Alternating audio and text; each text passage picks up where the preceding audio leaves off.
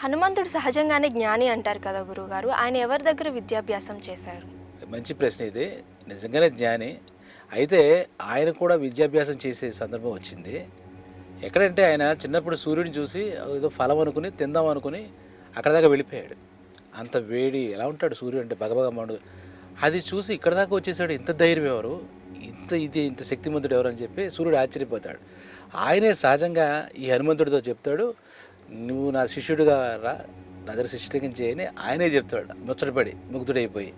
ఆ రకంగా సూర్యభగవానుడు ప్రత్యక్ష సూర్యభగవానుడు మొత్తం హనుమంతుడికి అన్నీ కూడా నేర్పుతాడు. ఆయన దగ్గర ఉన్న సకల శాస్త్రాలు, వేదాలు, ఉపనిషత్తులు మొత్తం ఏదైతే ఉందో అన్నీ కూడా సూర్యభగవానుడికి తెలుసు కాబట్టి సృష్టిలో ఆయన దగ్గర కూర్చుని ఇంకా మాట్లాడుతూ ఒక్కడే ఈయన శిష్యుడు. సూర్యభగవానుడి యొక్క శిష్యుడు ఆంజనేయ స్వామి ఒక్కడే.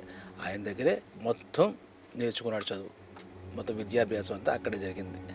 మామూలుగా సహజంగానే జ్ఞానం ఇందాక అనుకున్నాం కాబట్టి దానికి తోడైంది, దాంతో మహానుభావుడు అయ్యాడు.